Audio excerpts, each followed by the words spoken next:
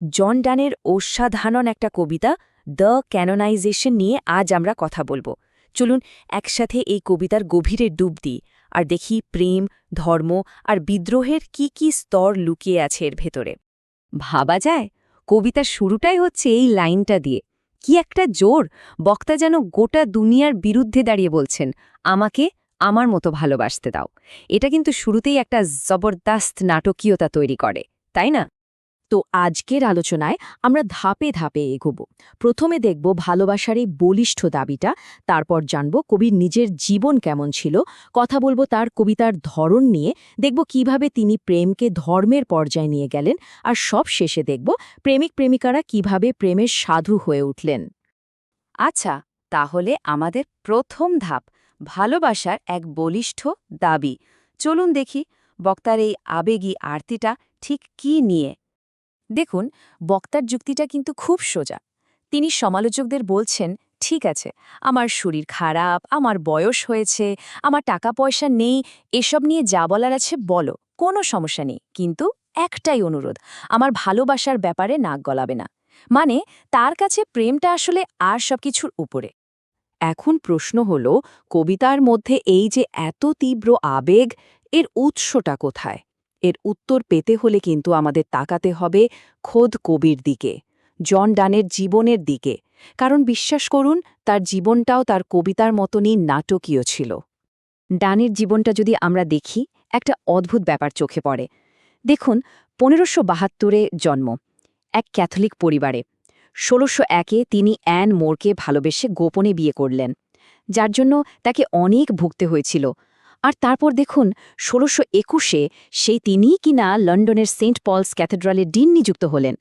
মানে একসময়কার আবেগপ্রবণ প্রেমিক জীবনের শেষ দিকে হয়ে উঠলেন একজন মস্ত বড় ধর্মযাজক। এই যে দুটো সম্পূর্ণ আলাদা জগৎ, এটাই কিন্তু তার কবিতায় বারবার ফিরে এসেছে। আর এখানেই ডানের আসল জাদু। তিনি একদিকে ছিলেন আবেগী প্রেমের কবি, আবার অন্যদিকে একজন অত্যন্ত ধর্মপ্রাণ যাজক। এই যে দুটো সত্তা, প্রেম আর ধর্ম, যে দুটোকে দেখে মনে হয় একদম আলাদা, ডান সে দুটোকেই তার কবিতায় এক করে দিয়েছেন। তার কাছে প্রেম আর ধর্ম যেন একই মুদ্রার এপিঠ ওপিঠ।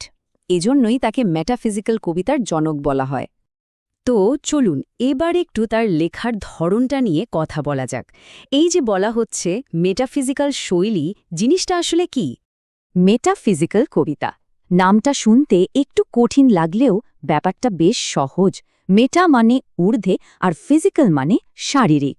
মানে এই কবিতাগুলো শারীরিক জগতের বাইরের জিনিস নিয়ে কথা বলে, যেমন ধরুন প্রেম, মৃত্যু, ঈশ্বর, এইসব গভীর আধ্যাত্মিক বিষয়। আর এগুলোকে ব্যাখ্যা করার জন্য কবিরা ব্যবহার করেন বুদ্ধি, আবেগ আর দারুণ সব জটিল যুক্তি। আর এই মেটাফিজিক্যাল কবিদের হাতের সবচেয়ে বড় অস্ত্রটাই হল মেটাফিজিক্যাল কনসিট। এটা কিন্তু সাধারণ কোনো উপমা নয়, এটা হলো দুটো একদম আলাদা জিনিসের মধ্যে এমন একটা অদ্ভুত তুলনা যা পাঠককে একেবারে চমকে দেয় আর ভাবাতে বাধ্য করে। ব্যাপারটা আরও ভালোভাবে বুঝতে চলুন একটা উদাহরণ দেখি, ডানেরই আরেকটা কবিতা থেকে নেওয়া। আচ্ছা, দুটো জিনিস ভাবুন। এক, দূরে থাকা দুই প্রেমিকের আত্মা, আর দুই, ছবি আঁকার একটা কম্পাস। এ দুটো জিনিসের মধ্যে কি কোনো মিল থাকতে পারে? ডান বলছেন, হ্যাঁ পারে। তার বিখ্যাত কবিতা আ ভ্যালেডিকশন ফরবিডিং মর্নিংয়ে তিনি লিখছেন, যদি তারা দুটি হয় তবে তারা এমন দুটি যেমন দৃঢ় যমজ কম্পাসের দুটি পা। মানে কম্পাসের একটা পা যেমন স্থির থাকে আর অন্যটা তার চারিপাশে ঘোরে, কিন্তু দুটো পা সবসময় যুক্ত থাকে। ঠিক তেমনি প্রেমিক প্রেমিকারা দূরে থাকলেও তাদের আত্মারা একে অপরের সাথে জুড়ে থাকে। কি অসাধারণ একটা ভাবনা, তাই না? এটাই হলো কনসিট। বেশ, কবির আর তার লেখার ধরন সম্পর্কে তো আমরা একটা ধারণা পেলাম। এইবার চলুন আবার দ্য ক্যানোনাইজেশনে ফেরা যাক এবং দেখি এই ধারণাগুলো কবিতায় কিভাবে কাজ করছে। তো কবিতাটা সম্পর্কে কিছু মূল তথ্য একবার দেখে নিই। কবির নাম জন ডান, প্রকাশিত হয় তার মৃত্যুর পর ১৬৩৩ সালে। এটা একটা মেটাফিজিক্যাল প্রেমের কবিতা। মোট ৫টা স্তবক আছে, আর প্রতি স্তবকে ৯টা করে লাইন। আর হ্যাঁ, কবিতা যিনি বক্তা তিনি একজন আবেগপ্রবণ, কিছুটা বয়স্ক প্রেমিক। বক্তা এরপর আরও একটা যুক্তি দিচ্ছেন। তিনি বলছেন, আরে বাবা, আমার ভালোবাসায় কার কি ক্ষতিটা হচ্ছে শুনি? আমার দীর্ঘশ্বাসে কি কোনো বণিকের জাহাজ ডুবে গেছে? সোজা কথায়, তার ভালোবাসা একটা একান্তই ব্যক্তিগত ব্যাপার। এটা বাইরের জগতের কোনো ক্ষতি করছে না। তাহলে লোকেদের এত মাথা ব্যথা কেন? এই জায়গাটা কিন্তু খুব ইন্টারেস্টিং। এখানে বক্তা দেখাচ্ছেন যে কিভাবে তাদের ভালোবাসাটা ধীরে ধীরে বদলে যাচ্ছে, আরও বড় কিছুতে পরিণত হচ্ছে। প্রথমে তারা নিজেদের বলছেন সাধারণ মাছির মতো, তারপর বলছেন তারা যেন মোমবাতি, আবেগের আগুনে পুড়ে শেষ হয়ে যাচ্ছে। এরপর তারা হয়ে উঠছেন ঈগল আর কবুতর, একদিকে শক্তি আরেকদিকে শান্তি।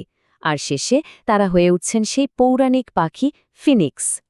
এই ফিনিক্স পাখিটা কিন্তু এখানে খুব গুরুত্বপূর্ণ একটা প্রতীক। ফিনিক্স হল সেই পৌরাণিক পাখি যা নিজের তৈরি করা আগুনেই পুড়ে মরে, আর সেই ছাই থেকে আবার জন্মায়। এখানে এটা আসলে পুনরুত্থান আর অমর প্রেমের প্রতীক, মানে এমন এক ভালোবাসা যা নিজেকে শেষ করেও আবার নতুন করে বেঁচে ওঠে। এবার আমরা কবিতার সবচেয়ে সাহসী, সবচেয়ে বড় দাবিটার দিকে যাচ্ছি। বক্তা এখানে বলছেন যে তাদের এই ব্যক্তিগত ভালোবাসাটা এতটাই পবিত্র যে এটা সাধু বা সন্ত হিসেবে পুজো পাওয়ার যোগ্য। বক্তার যুক্তিটা কি? তিনি বলছেন, আমাদের ভালোবাসার গল্প তোমরা বড় বড় সমাধি বা ইতিহাসের মোটা মোটা বইয়ে খুঁজে পাবে না। আমাদের জায়গা সেখানে নয়। আমাদের উত্তরাধিকার থাকবে কবিতার মধ্যে, সনেটের সুন্দর ঘরগুলোতে। মানে তাদের ভালোবাসা বেঁচে থাকবে শিল্পে, ইতিহাসে নয়। আর এখানেই আসে কবিতার চূড়ান্ত মুহূর্তটা। বক্তা বলছেন, এবং এই স্তবগান দ্বারা সকলেই অনুমোদন করবে আমরা ভালোবাসার জন্য সাধু হয়েছি। ক্যানোনাইজেশন শব্দটার মানেই হল কাউকে আনুষ্ঠানিকভাবে সাধু বা সন্ত ঘোষণা করা, আর এখানে কবিতা নিজেই সে কাজটা করছে। ভাবুন একবার, কবিতাটা শেষ হচ্ছে একটা অসাধারণ ছবি দিয়ে। ভবিষ্যতের প্রেমিক প্রেমিকারা আর এই যুগলের গল্প পড়বে না, তারা তাদের কাছে প্রার্থনা করবে, তাদের ভালোবাসাকে একটা আদর্শ হিসেবে দেখবে। ভবিষ্যতের প্রেমিকরা এই সাধু প্রেমিকদের কাছে গিয়ে প্রার্থনা করবে, উপর থেকে চেয়ে নাও তোমাদের ভালোবাসার একটা নকশা। মানে তাদের ব্যক্তিগত ভালোবাসাটা এখন একটা সার্বজনীন প্যাটার্ন বা মডেলে পরিণত হয়েছে, যা অন্যরা অনুসরণ করতে চায়। তো পুরো কবিতাটা শেষে আমাদের একটা বড় প্রশ্নের সামনে দাঁড় করিয়ে দেয়। একটা একান্ত ব্যক্তিগত ভালোবাসার অভিজ্ঞতা কি সত্যিই সবার জন্য একটা পথ প্রদর্শক বা গাইড হয়ে উঠতে পারে? এর উত্তরটা হয়তো আমাদের নিজেদেরকেই খুঁজে নিতে বলেছেন।